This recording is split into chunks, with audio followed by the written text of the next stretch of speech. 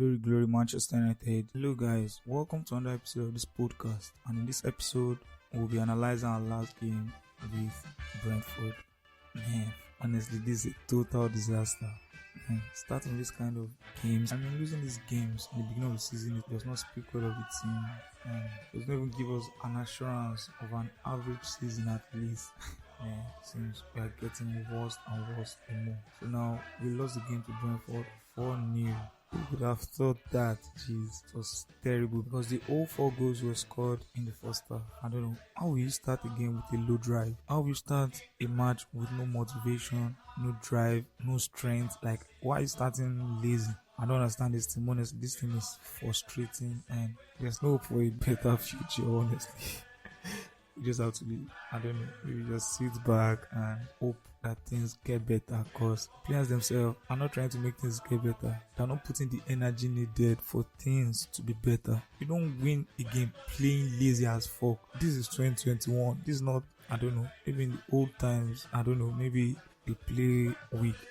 All the teams are putting their best into every match now. So if you are going to a match lazy, the probability that you win the match is very low. Honestly, it was a disappointing game. We lost the game 4-0 and our players were not so sharp. Shaw was sloppy, Maguire always, Martinez so worst, even terrible. Honestly, the team is not at a good place right now. Malaysia, I'm not feeling him as a player. I don't know, and it was terrible. Although I felt Elanga and McTominay presence there. And now we are sitting at the bottom of the table. I need to go rise above that, because in as much as we try to keep the hope up, the hope gets shattered every weekend. So I don't know. There's nothing much to really hope for. So going to the statistics, Brentford had 33% ball possession and we had 67%. They had 13 total shots, we had 15. They had 2 big chances, we had 1. They have 0 big chances missed, and we had 1. They had 167 accurate passes and we had 444. They had 6 fouls committed and we had 15. They had 1 offside and we had 2. They had 8 corners and we had 2.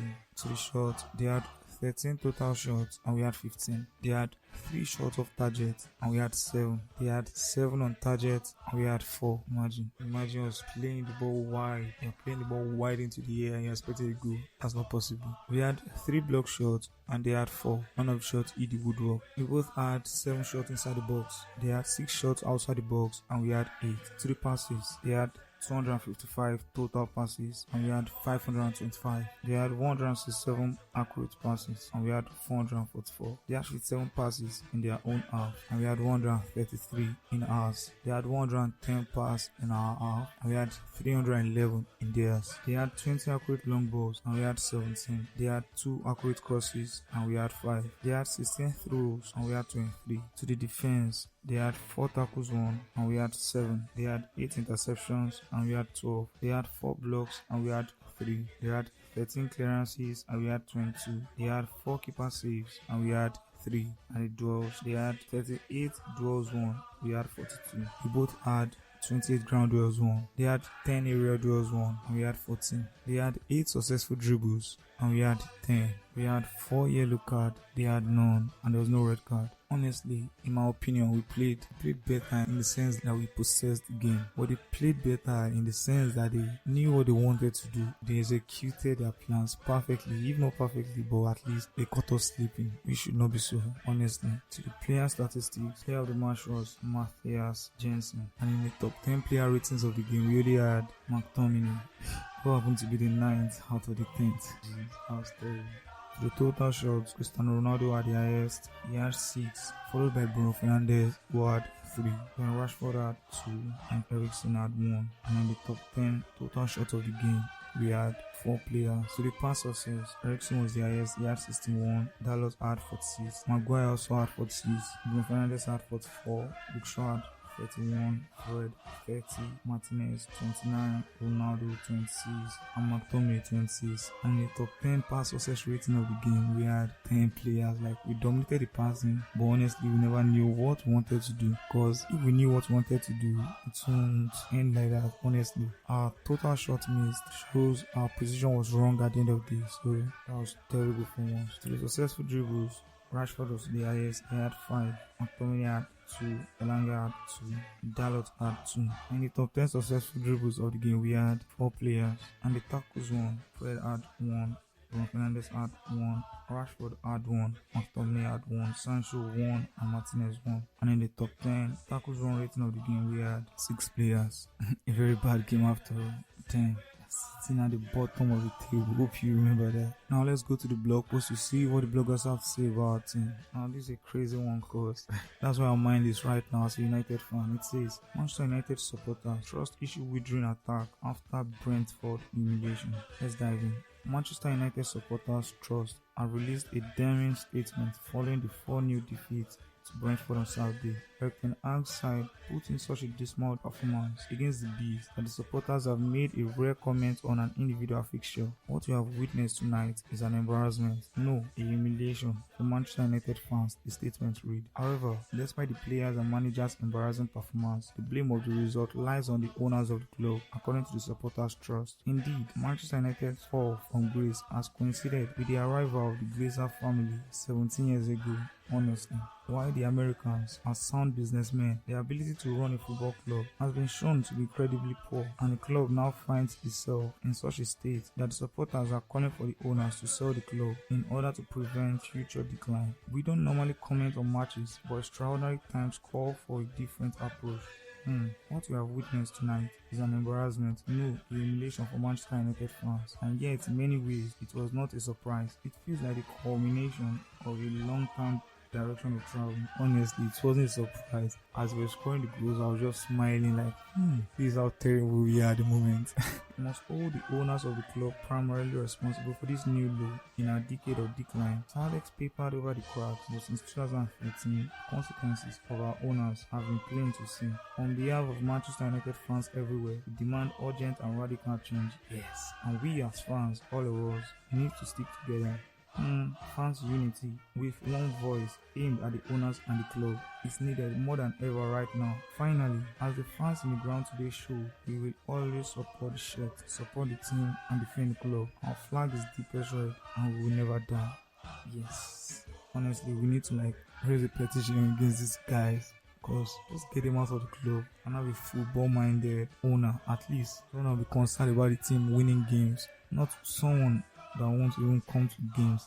There's another blog post here that seems funny. It says Erik ten Hag rages at Manchester United players for rubbish performance. Yes, that's rubbish. Erik ten Hag ripped into the Manchester United players after watching his side lose 4-0 against Brentford. Ten Hag oversaw some impressive performances in pre-season, but their Premier League campaign has got off to a dreadful start. Honestly, they're sitting at the bottom of the league. United lost 2-1 to Brighton on the opening weekend and then produced an abysmal first half performance against Brentford. The Bees took the lead when Josh Dahl Silva's stem shot squirmed through David De Gea's hands and next to the back of the net. Ben Jensen, Ben Mee and Brian Bueno also got on the score sheet, and United couldn't register a response. Why the manager refused to pick out any individual players, he didn't hold back when asked to explain the first half capitulation. It's quite clear. Ten Hag told beIN Sports after the game, it's rubbish, poor, and we need higher standards than that. That's clear. Honestly, the whole world knows that. Even if you're not a Manchester United fan, you know that we need an higher standard. You can never win trophy with that kind of standard. No. It's not done anyway.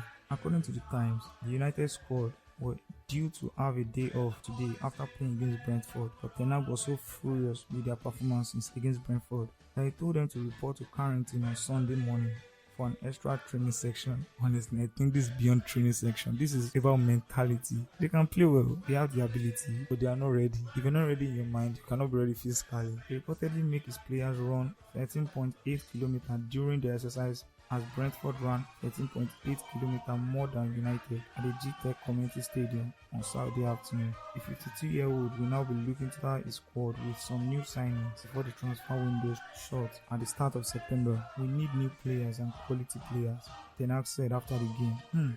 We'll do everything to convince them to come. United have been able to sign fullback Tyrell Malaysia, midfielder Christian Eriksen, and centre-back Lisandro Martinez. Honestly, Lisandro Martinez's impact is not yet seen yet. All I'm saying is flop.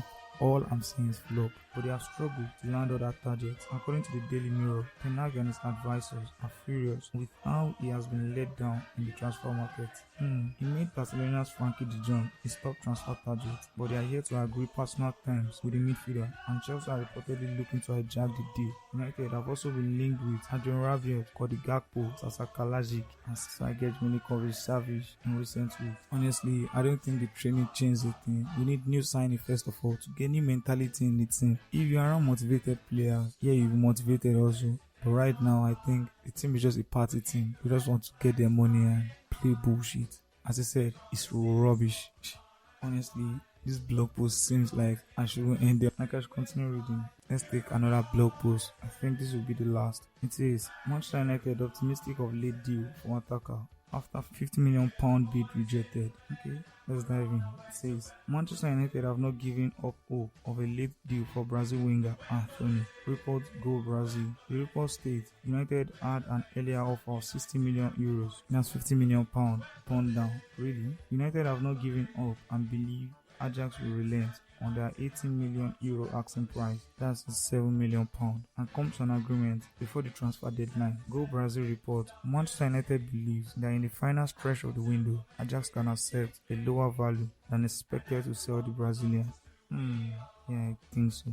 Honestly, we need a good forward. Our forward is still floppy. Anthony has had an excellent start to the season for Ajax, scoring 2 goals and providing 2 assists in 3 matches. Jeez, that's 4 goals involvement in the start of the season already.